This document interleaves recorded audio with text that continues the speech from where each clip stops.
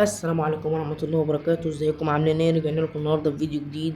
عن الفيديو ده ان شاء الله هنتكلم عن اللاعبين اللي انت بتبيعهم واللي انت بتشتريهم. يا جدعان مفيش حد يشتري حد، يعني مفيش حد يشتري لاعب في الاسبوع الثالث ان شاء الله. يعني انت لما تيجي عند الاسبوع الثالث كده قبل الاسبوع الثالث ما يخلص هتلاقي كل العيال بدأت ترخص، كل اللاعبين يعني بدأت ترخص.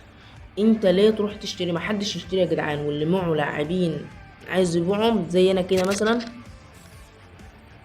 يبيعهم ان شاء الله في الاسبوع الثالث. انا اول ما الاسبوع الثالث ان شاء الله اول ما يجي هروح بيع ده على طول.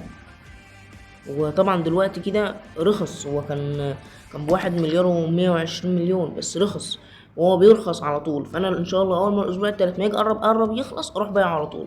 فما حدش يشتري اللي عايز يبيع يبيع، ولكن ما حدش يشتري، لانك لو اشتريت هيجي عليك انت بالخساره، هينقص بدرجه غير طبيعيه.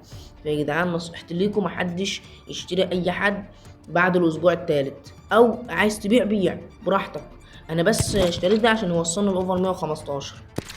هو انا اشتريت دي بس عشان يوصلني اوفر 115، انما غير كده ما تشتريش. سيب تشكيلتك زي ما هي لما الاوفرات ان شاء الله لان الحدث الجاي ان شاء الله اوفر 112 113. فانت مش هينفع ان انت تروح تشتري حد دلوقتي. عايز تشتري اشتري في الوقت اللي هو الحالي او قبل الاسبوع التالت ما يخلص. انما بعد الاسبوع التالت ما يخلص ونخش في الاسبوع الرابع ان شاء الله اللعيبه كلها هترخص يا جدعان.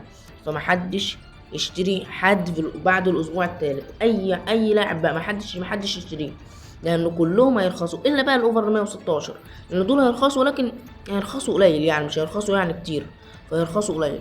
وشكرا لكم، يا رب تكونوا استفدتوا بمعلومتي، وشكرا لكم.